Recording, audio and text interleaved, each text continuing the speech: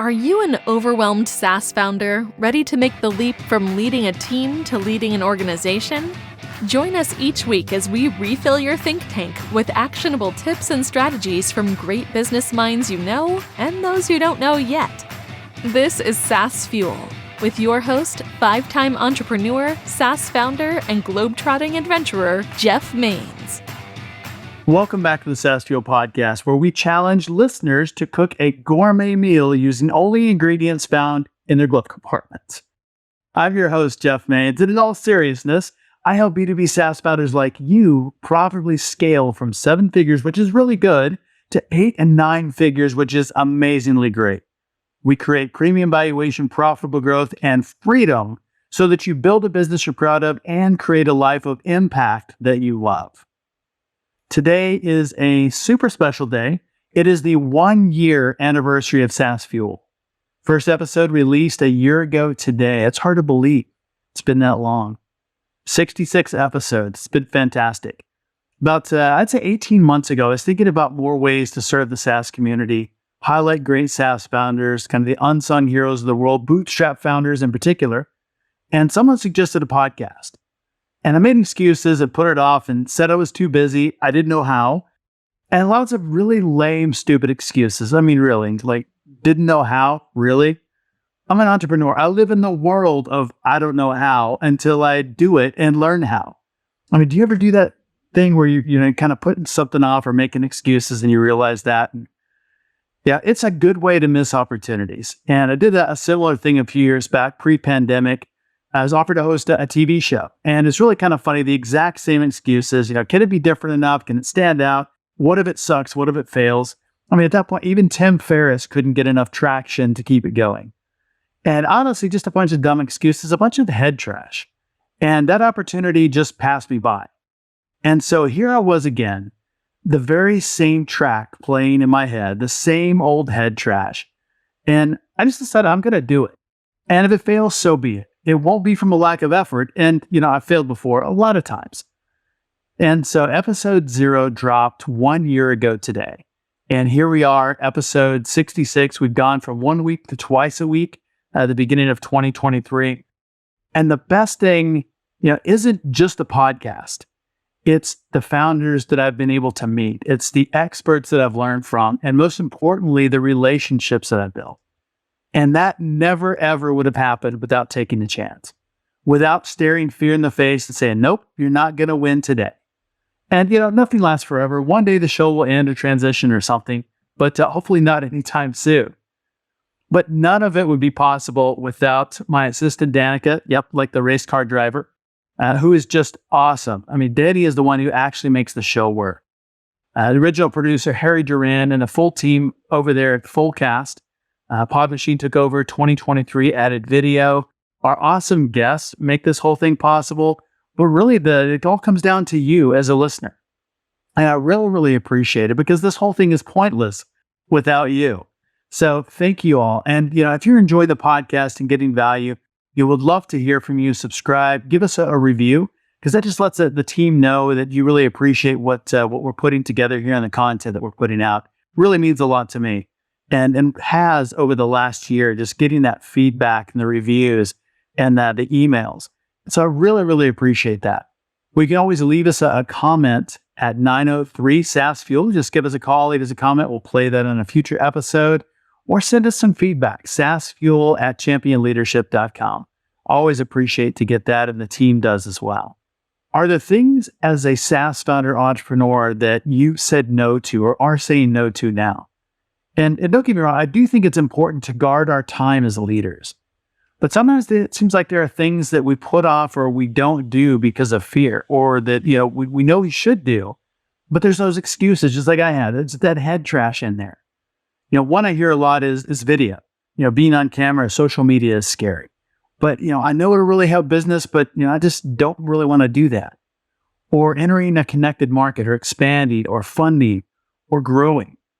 I heard a few weeks ago, I was talking to a founder, is like, hey, I don't want to grow too big. And, I'll promise you, growth will not surprise you and explode overnight. But as we continue to talk, the fear there really wasn't about growth or getting too big. It was about just being maxed out and about being overwhelmed and not able to take on more. And in his mind, growing meant more overwhelm and just was not ready to sign up for that. So, we worked on that for a few weeks, solved it, and growth is not something that's scary anymore. But what would that thing be for you? What would you do? What would you try? What would you dare to attempt if there was no risk and you knew 100% that you wouldn't fail? What is that thing that you would do? What would you try? Because your greatest success is likely right on the other side of that fear. This week's episode is sponsored by FounderPath. If you want to scale up, you need capital to do it. You could raise and give up big chunks of equity for a few bucks, or you could do what the smartest founders do, and that begins with FounderPath. Get non-dilutive capital in 24 hours with no personal guarantee, no crazy fees, and super generous payback times. It's an absolute game changer. It's exactly what SaaS founders need, and the process is super, super easy. We've negotiated some special perks as a SaaS Fuel listener. Visit our site, saasfuel.com. There's a special link right there at the top of the page, or in the main menu up top under resources, it says Get SaaS Funding. Get the funding that you need. Keep your equity with FounderPath. On Tuesday, we talked with Bridget Harris, co-founder of youcanbookme.com. She leads a team of over 30 people in a multi-million pound profitable business, 22,000 customers, 1 million people making bookings every month. Bridget is a great leader, one of my favorite bootstrap founders. So if you missed her episode, definitely give that a listen. Our expert guest last week was Scott Stouffer, founder and CEO of Scale Matters. He shared how B2B companies build go-to-market engines that reduce CAC, shorten sales cycles, and drive capital-efficient growth. Great SaaS insights and strategies from a multi-billion-dollar SaaS founder. So if you missed either one of those, Scott or Bridget, definitely go back and queue them up, give them a listen. Our current guest today, from a trailer park to Sunset Blvd, Jeremy Redman has built 3 6-figure companies and 1 7-figure no-code tech companies from nothing. He's also raised millions of venture capital as well as generated 7 figures in revenue for Taskmagic, his automation software for small businesses. He shares his journey by contributing to Entrepreneur Magazine as well as on his YouTube channel, The Jeremy Redman. So welcome to SaaS Fuel, The Jeremy Redman. Well, hey, Jeremy, welcome to SaaS Fuel. Hey there. How are you? How are you? Are you good today? Doing fantastic. Do you have your phone off, ringer on vibrate? I turned it up extra loud just for this recording. That's what I want to hear. That's the imperfections of life, right, which we can get into. But like, just so you have yours on high volume, I'm going to turn mine on high volume. Like I'm. There we go. So if we both, we'll call each other. Yeah, 100%. Yep, I'm here. Thanks for having me. Absolutely. Well, tell me a little bit about your SaaS journey. You are quite the entrepreneur. I mean, have you always been entrepreneurial? I've been entrepreneurial before it was like sexy or cool. Like when it was like just out of necessity. So I grew up with nothing. I grew up in the trailer park. And to me, it was me going to my mom and her going, cool, we don't have money to go to the movies or whatever it is. And I was like, all right, cool. That's fine. I love you. But I'm going to still go to the movies. So like, I'm going to try to go sell myself, go do something, whatever I can. What are some odd jobs that I can do to get back to make some money? And I think at like 10 or 11, it was like the odd jobs, like mowing lawns and walking dogs, like paper route, And I started like a sales club. It was called Olympia Sales Club at the time. And I was like 10 or 11. And I got $3 for every item that I sold out of this catalog. And when it got too much for me to handle, I would hire my stepbrother and a couple of neighborhood kids, and I'd give them $1 for every item that they sold. That's fantastic. Intuitively learning how to scale a sales organization at 11. Hello.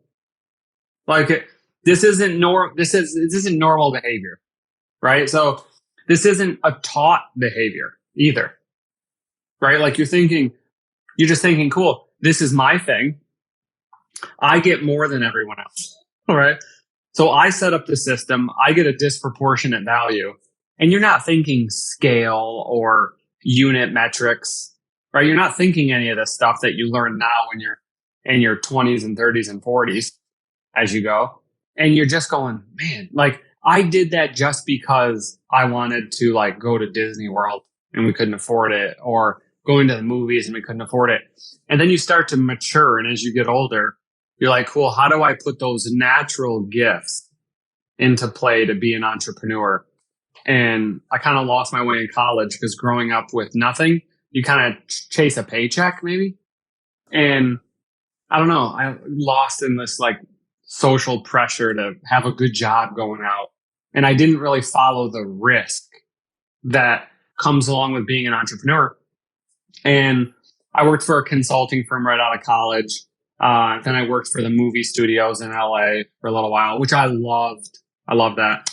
And then I worked for my first venture-backed startup in Santa Monica, and they'd raised some good money. This was like 2013, 14, I think 2014. And I was an ops manager. And I remember, I'll never forget, I was making a third of what I made like we're in consulting. A third. It was like $15 an hour or something. And I'll remember the first week that I worked there, I organized the pay structure for 3,000 contractors across the country. This was like my job. And it got approved the first week, first Friday. I pitched it to the founders. And they were like, yeah, cool. This is good. This is what we'll do. And I'm like, shoot, this is the coolest thing on earth. Within a week of being somewhere, affecting that change for thousands of people across the country. That's nuts. That was my first foray into like adult entrepreneurship and startup land. That went out of business. And then I founded my own company called Air 5, which was the first iteration of what I was doing now, kind of. And that was just like a digital business card exchange. And after I did that pivoted 14 different times. But then I ended up selling each one of those 14 pivots by like downloading the source code, reselling it over and over and over again, hacking things because I'm non-technical, right? For me, I don't code, but I have gone to like design school. So like I'm a UI UX designer. I would guess you would call it by trade, accountant by background. auditor by background. But you want to know that thing about it? Like learning how to do a walkthrough and stuff when you're auditing like a production line or auditing these things kind of does go with like being a process oriented thinker, which I'm just now thinking about on SaaS Fuel. I should probably sell that more. And that we started to go, cool, there's got to be a way to better productize this offering, right? We had 14 iterations of a product. I was selling each one. And that's when V1/Taskmagic came about. And that's kind of where we're at now, where we just crossed like $1 million in revenue. We've raised a couple million in venture capital, and things are kind of going up. At the same time, you're thinking, oh man, at any time you expect the down and back up again. So that's where we are. That's good. Yeah, always up and to the right. That's where you want it to go. That's where everyone wants it to go, right? But it never goes like that. Like our chart goes like this, like up and to the right, down a little bit, and then up and to the right. Yep. Then fucking drops just drops. And now it's back past where it was then. But like in the middle of that, in that trough, right? You think to yourself, that's like your give up moment. Like that's like you shed staff. You are like, why am I doing this? Like it went from like 40-ish K a month to like 4. And you're thinking, like you really think, why am I doing this? That's the one thing you go after. is, and I had so many people telling me, you should dissolve this, incorporate under the new product. And I thought to myself, like, no, like, I get a new Stripe. So like these tactics, get a new Stripe with a new bank account with a new company. So you don't have the history of like that, like, like the downside. And I go, no, like I'm interested in the story, in the narrative. If I'm going to hide the imperfections, go F off. I don't know. Sorry if you can't swear. I'll try not to swear. But like, for me, I'm not embarrassed that it went down. I'm embarrassed for you if you judge me because that's what happened. Like, what kind of crappy place are you in that you're ashamed that your stuff all went down and you couldn't get it back up? My story is going to be how I got there, came down, went back up, came down a little bit again, and skyrocketed back up. Like, I want that visual to be there. I want to go to that one account and go from beginning to end and see this. So other people, like we were talking about, like the real story, like don't hide the imperfections. Everything for me is out there. Like, I absolutely love building in public. It's the people who judge it, who can't take it, that it's like, get out of the game. You know? Yeah. So those are the things that I've learned from where I'm at. It's hard. It's hard out there to be an entrepreneur. It is. And I think that's part of every story. Nobody's story is all up and to the right. It just isn't. Yeah. I mean, there are those moments that you do want to give up. For you, what is it that makes you move forward? You know, what is your why?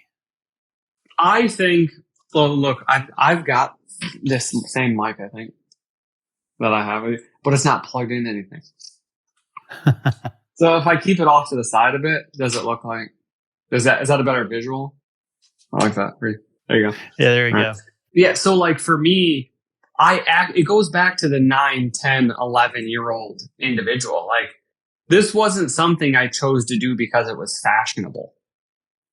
That like, I don't care if an investor gave me a $50,000 check and won't answer my emails. Like, less pressure off me, I guess, to respond to your stuff. I take it very personal when anyone gives me any money for anything, a customer, an investor, and I'm like, cool, I've got to deliver value. I would rather, here's the tip on SaaS Fuel. I would rather be dead, like in a box, 6 feet under the ground, than not being an entrepreneur. I'd rather make nothing. Like, I came from the trailer park. Like, I came from nothing. Who cares? Right? It's like, I don't have nothing now. As a matter of fact, I scheduled my delivery day for my Tesla. So there you go. But like, for me, I've been at nothing. I know what that tastes like.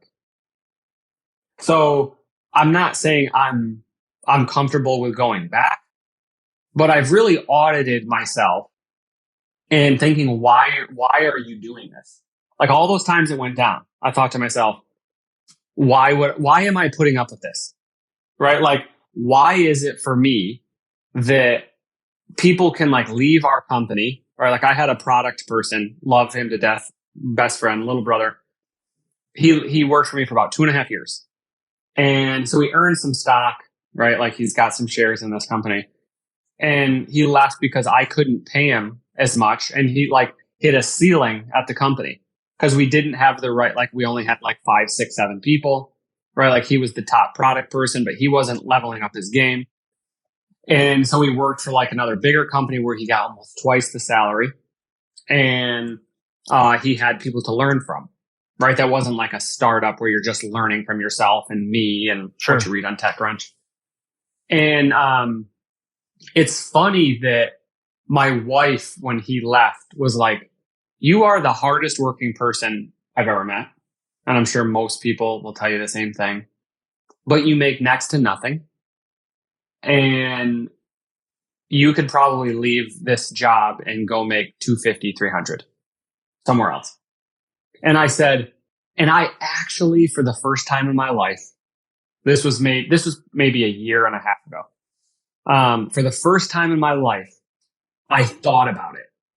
For the first time as an adult, I thought to myself, what would I do? What would I do? Like, and 30 seconds does not feel like that long a time. Does not. Except when you're in your own head, really contemplating something deep. Sure. And I thought to myself, nope. And the answer why is, how lucky am I that I get to wake up every morning and do my dream? Right? So many people, I'm 34. So many people by my age give up on their dream, right? To go build someone else's dream. Like, how ridiculous does that sound? Like, people sell their dream for 200 grand. If you told me, I'm going to give you 200 grand, you got to give up on this idea. And I go, no. Like, I would say, no, I'll live poor. I will go personal bankruptcy before I stop doing. I'm not going to give in to any excuse to do anything, because I know what it's like to live a purpose-driven life. Like, and I know this is big. This sounds really heady, but it's not. It's like, people don't audit themselves enough. People don't look in and go, why am I doing this? Because it's cool on TechCrunch or because this one big investor said it was a good idea, so I'm going to start chasing that. I don't give a poop. I don't care about any of it. It's great to build those relationships. It's great to take the checks. It's great to serve customers. But like, the main focal point should be on customers, number one. Like, and then making sure your product actually solves an issue. I would do this for next to nothing. I won't say nothing anymore, because it's not realistic. You can live a lean life. You know, you can make 3, 4, 5 grand a month if that's the case, and live lean. I would live in my car. And like, that's commitment. To do this. Yeah, like, because I know what the other side is. I know what working for the consulting firms or working for other people feels like. I've walked into startups, and I walk into the very first startup. I walked into the startup, and I've worked for a couple. And all I'm doing, it doesn't matter. Dude, I was an ops manager. So I was management. And then I was a director at one. And every time I walked into the office, I was just filled with jealousy that I didn't do what they did. Like, listen to the jealousy out there. Like, what turns you on? What makes you a person? Listen, jealousy is a good feeling, by the way. Like, it shows you what you want. So like, chase that. Chase the people tell you, suppress your, shouldn't be jealous of other people. Yeah, you should be. Like, you should feel these feelings. We were given these feelings for a reason. Listen to them, deploy energy to them. Yeah, that's my rant on why I'm doing this. So you've pivoted several times. You talked about like 14 different iterations of the product and landed on Taskmagic. How do you know when you should pivot, when you should stick? So most people will tell you that it's like, you listen to customers, or like listen to your internal people or your employees. Most of it is listening to the market, but it's listening to the market first and then building the thing you want to build around it. So if I lost like a drive for an individual product because I wasn't seeing something in the market or from customer feedback. So the first thing was like a digital business card exchange.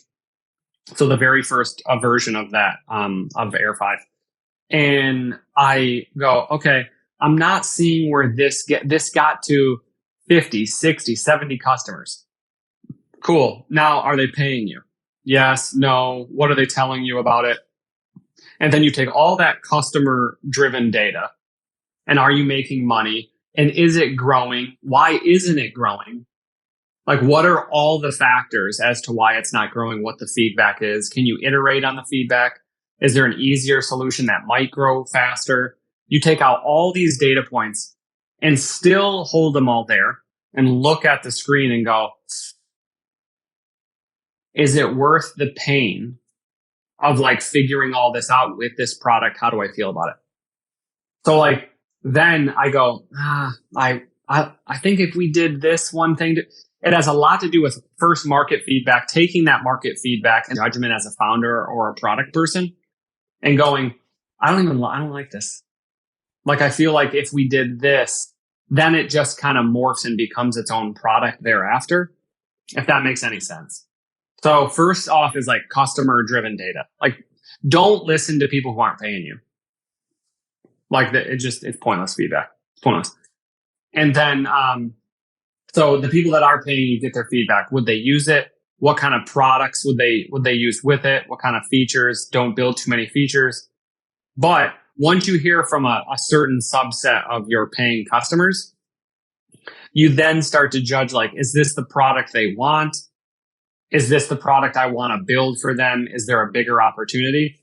Then like all of that combined, you kind of like make a decision. All right, let's stick this out. I still feel passionate about this. Or if we pivoted a little bit away from this thing, added these two features, and then it just morphs in and becomes something else. It's always like a natural progression. And that's kind of how I've pivoted out of every idea into another one. So is there a difference in building a product versus building a business? And do you see those as different? Are some products you just kind of their own thing where you're going to sell some of that, but you can't really build a business around it? Yeah. So I'll never do that.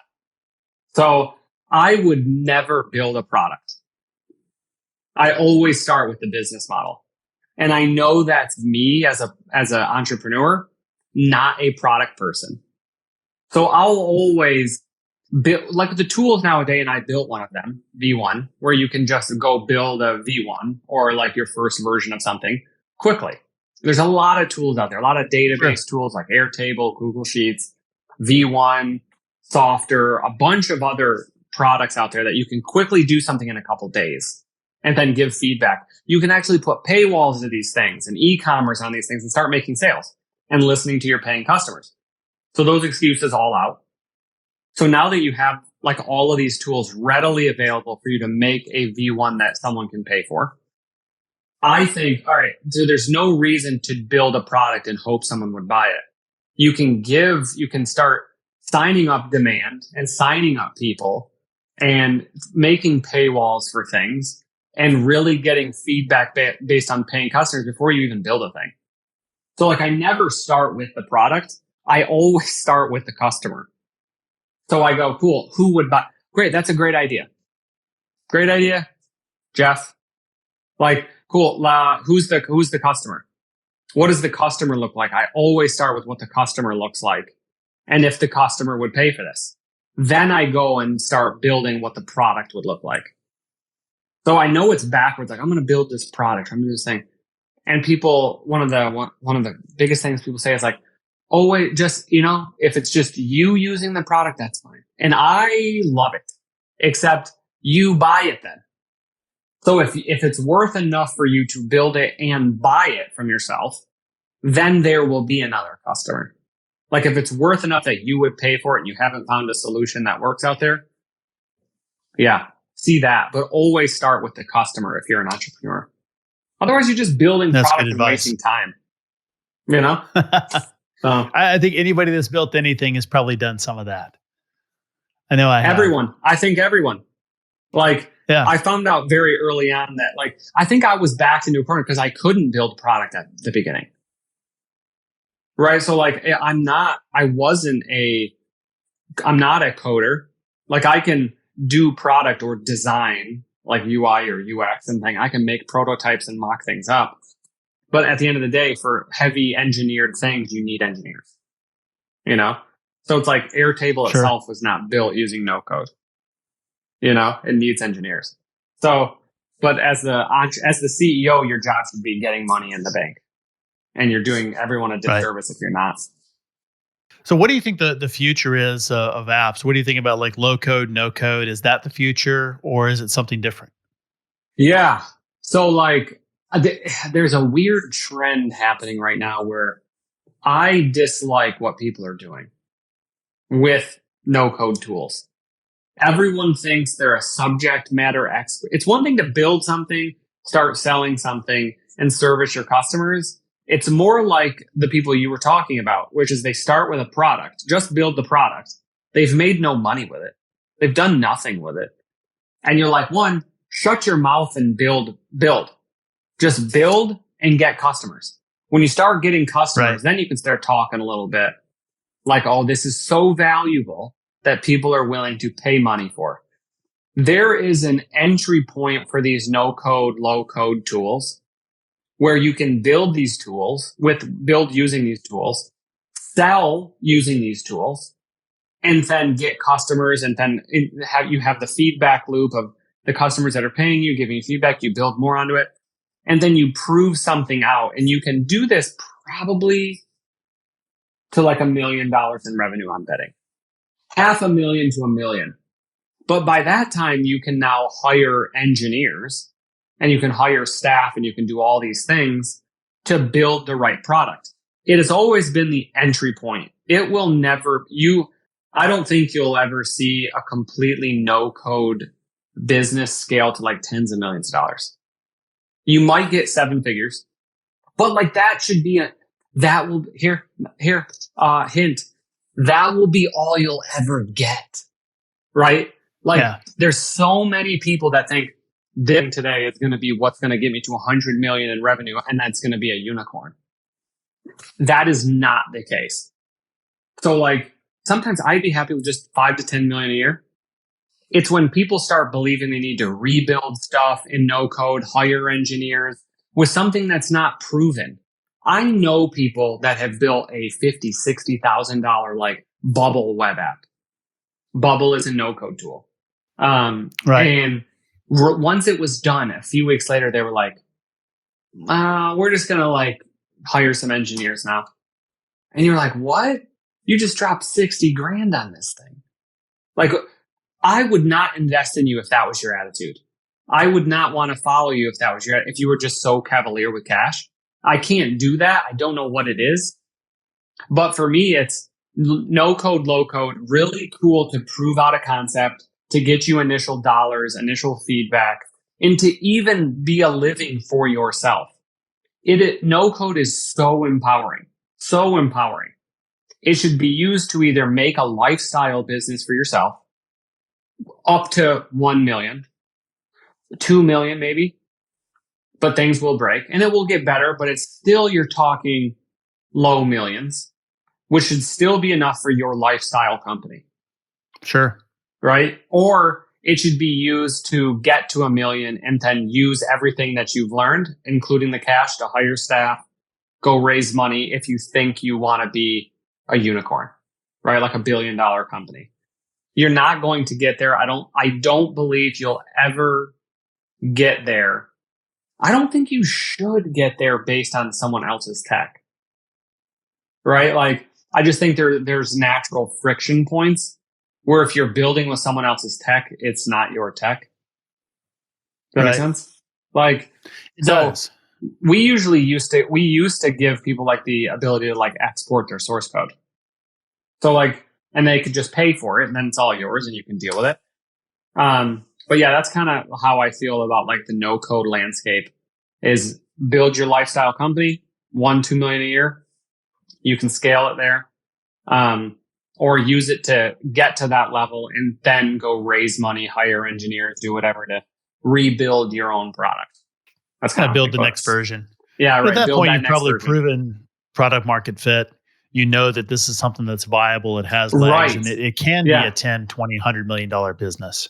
Yes. Like, you know, by the time you hit 1 to 2 million and like ARR, what's going to work, what's not going to work.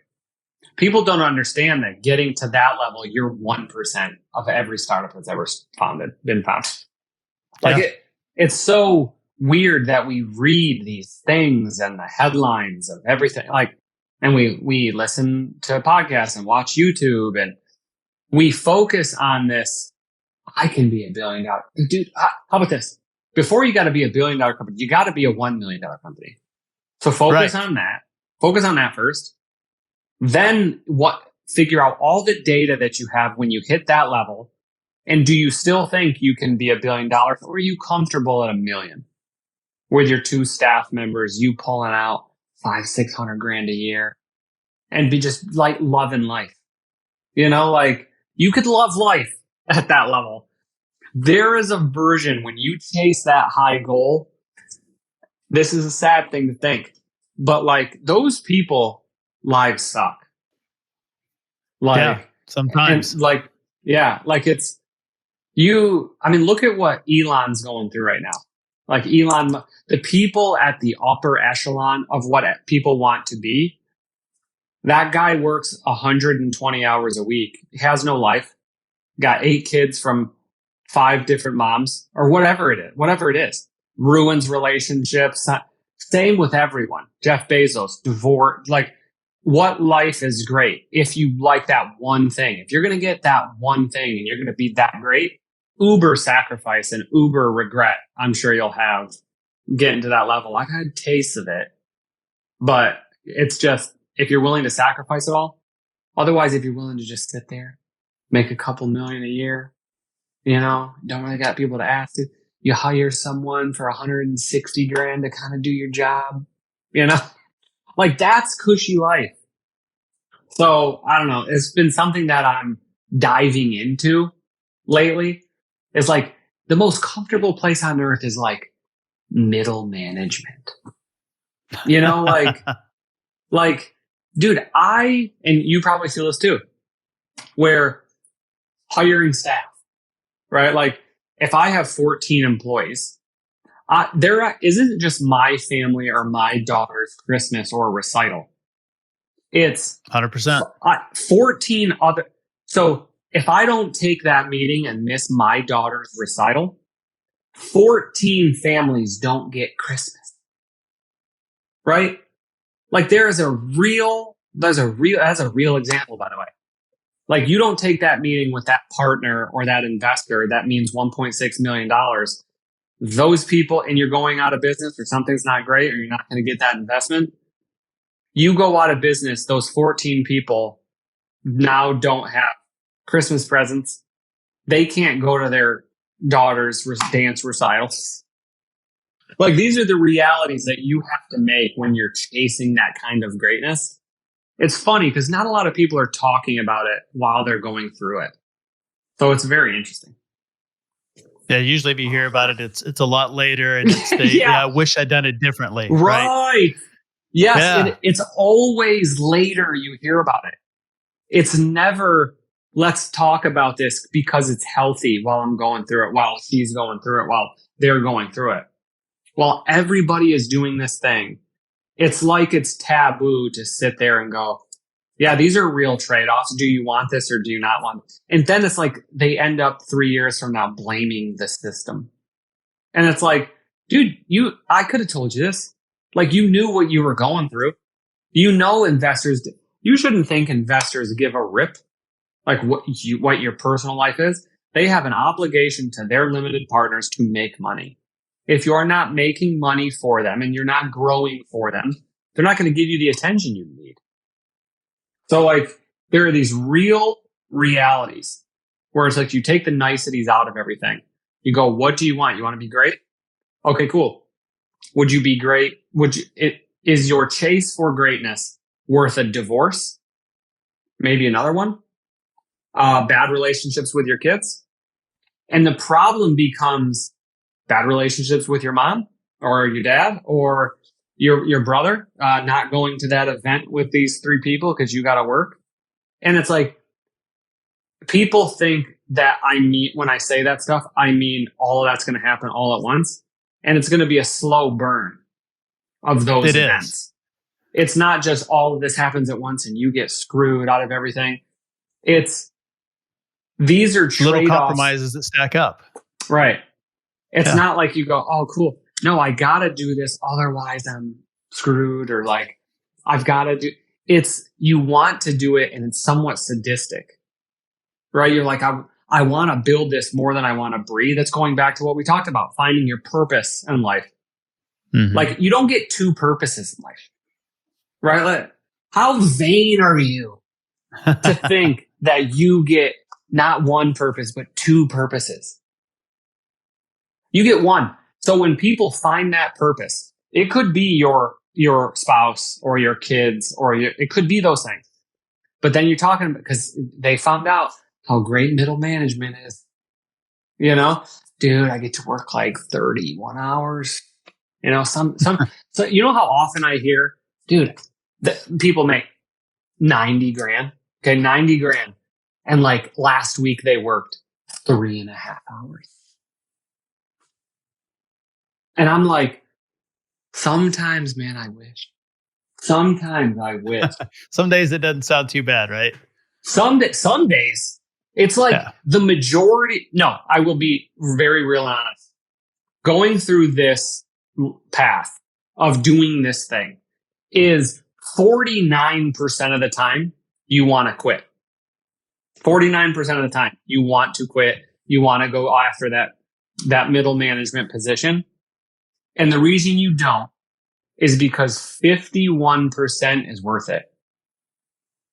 The 1%, that's all you're trying to get at, is that like 51% of the time, it's the highest high on earth. The fact that you walked into that company or you changed for the better 3,000 people across the country. Yeah. Right back to that initial point. But yeah. So do you think it's mutually exclusive to build a business and have a family and a life? Or do you think those two things can coexist at the same time and you can do both well? I don't think you can do both well. I don't. The reality is you can do a $5 million a year, $10 million a year well, both. You can.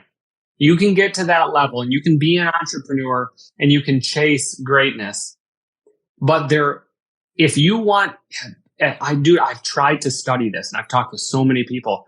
And a lot of the reason why is because that's what our platform does, is help small business owners and like entrepreneurs and people in this ecosystem who want to be, everyone kind of wants to be Jeff Bezos, right? Elon Musk, Jeff Bezos, or even like startup founders that get in TechCrunch and now have a unicorn and they're the founder. Oh, wow. That product's so amazing. The Figma founder, you know Figma? Yes. Yes, of course. So like, yeah, right. Yeah. And, you should. Yeah. So like everyone wants to be that person. Like, or are you familiar with Notion? Should I even ask? Yes. Yeah. Okay. Sure. So yeah, we use it. Yeah, great. It took the Notion founders and the Figma founders a half a decade of eating poop, of eating it. Just like no one knew who they were. No one knew what they were doing to figure out the product market fit. Then all of a sudden on year 6, with both of these companies, very similar, just kind of shot up. And everyone was like, overnight success. Overnight success after a 6-year grind, right? Right. Yeah. And that is really how it is. Like I remember listening to, because like Jason Calacanis is one of our investors. And I was listening to his podcast and he had Dylan Field on, which was the founder of Figma. And these people, dude, you'll see them on stage and they'll be great and they'll be themselves. In the back of the house, right? Their stuff is so messy. It's not even funny. Because what it takes to get to that level, to make a $10 billion company, a $1 billion company, a $20 billion company, it takes absolute chaos and absolute collateral damage.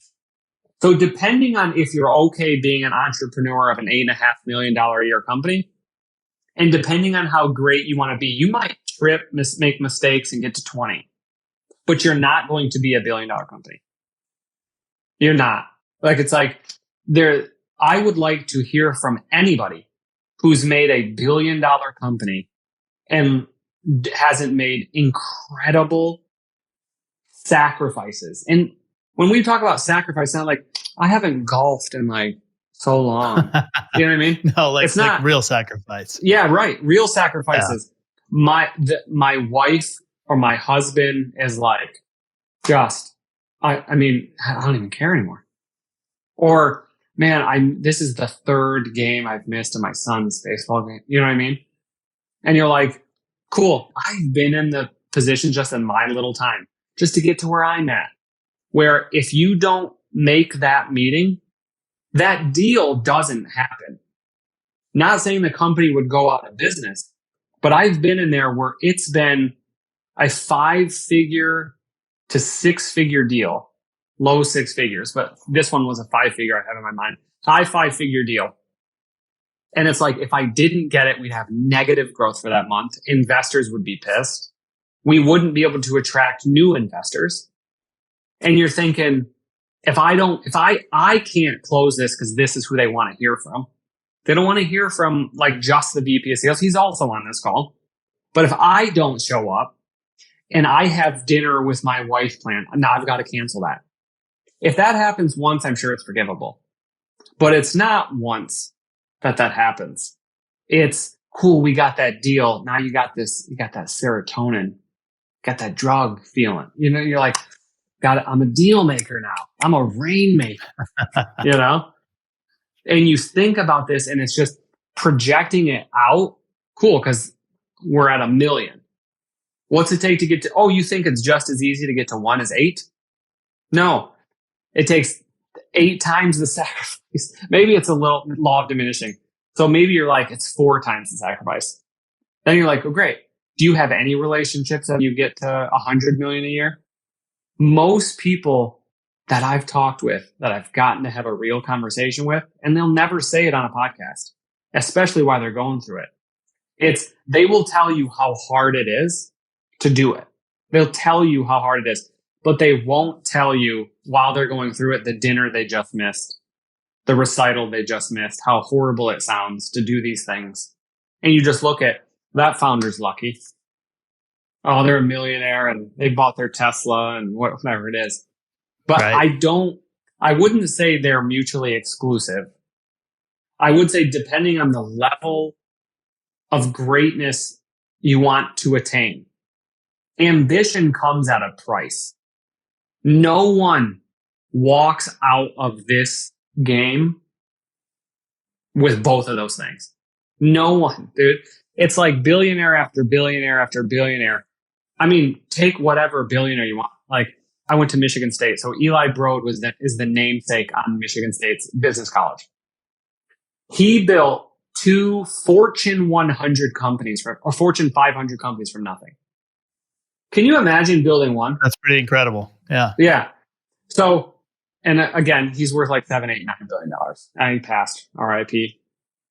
But I remember listening to one of his interviews, and you could tell that he did not have good relationships with his kids at all. It was like non-existent. It was in like a 60-minute interview. And it was like, yeah, they probably have freaking trust. And it's like, and he bought it, he tried to get it back later once you're done. And it's, no one gets out of this with like, how could you? The demands of you as a founding CEO and a mature CEO are so great, it never stops. So what do? Do you stop that? Right? Do you hire a COO that's more hungry and wants it more? That like will go after, but that stakeholder on the other side of the table will always want to hear from the CEO at some point. I've been on private jets with billionaires, and they think differently. It's not the same mindset you have with people. It's not the same. They will be sleeping on a couch in the plane. Okay, so that's how big this private jet is. Sleeping on the couch. And then all of a sudden they'll hear something that goes on and go, holy crap. Holy, how is that going to that? And you're like, this isn't, then they'll turn it on stage. And you're like, what? Who was that? That's not the same person and you're like, the level of like the equilibrium in their head is just different. The chemistry is different. The pattern of the way they think is different. And they got there, and it's almost like they spend the later years of their life trying to make up for the sacrifice they had in the first 30 years. Well, they're happens a lot. Yeah. And I think we could go into so much of this, but like, I've just been thinking about this more and more and more. Like, is it where every step I take, right? Like when we hit 1 mil or 2 mil, it's every step I take. Is it worth what I'm doing? Am I happy what I'm doing? The ability to take a self audit with everything, get all the distractions out. You want a kid? Cool. Like, have a kid, make it work. You know, like my wife, who I love and is my best friend and my soulmate, she was like, all right, we're going to have a kid. And I said, okay, fine. I'm not where I want to be. I do want a kid. I don't want to be 10 years from now and regret that, you know? Sure. But it's her dream now. Like, it's her thing. And I was like, all right. And the way she got me, because she knows me and she is my soulmate, was, you know, kids don't have memories for the first like 5 years anyway. So you just be like, oh, you know? And I was like, oh, it like made me want to like, because I think she knows that I want to be a good father. Or like, I want to be there. I don't want to be an absentee father. But the way she knows how to talk to me, you know? So it's like surrounding yourself with those type of people that have the good relationships, that understand that entrepreneurship is more a disease than not, is like, is a healthy thing. Like, she understands completely what I'm doing. So it's good to have those. And that's a long way of saying, yeah. Do you think so, by the way? What is your thought on it? No, I think you can do both. I think it's a matter of priorities and deciding what's most important. And you know, it's rare, I think, that you lose a deal because of, you know, having to do something, you know, going to a recital or something else. Yeah. But I think it just becomes, you know, maybe a little bit more challenging managing the schedule.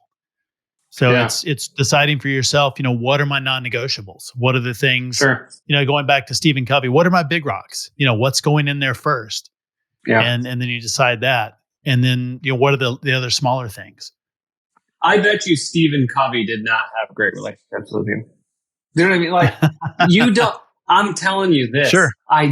You don't get your name to be Stephen Covey. You don't get to pass. Is he still alive? No, I don't think so, right? I don't know. We'll check. I assume so. I don't know. We'll Google later. I don't know. We'll edit this one out.